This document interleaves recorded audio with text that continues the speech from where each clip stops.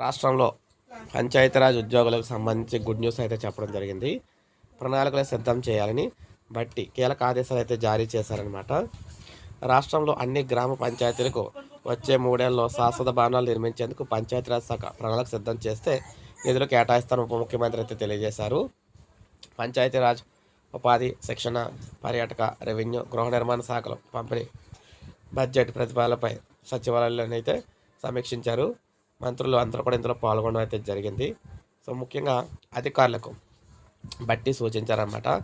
అంగన్వాడీ కేంద్రంలో చిన్నారులకు పౌష్టికాహారం అందించడంతో పాటు నాణ్యమైన బోధన పద్ధతులతో వారికి శిక్షణ ఇవ్వాలని స్పష్టం చేశారు.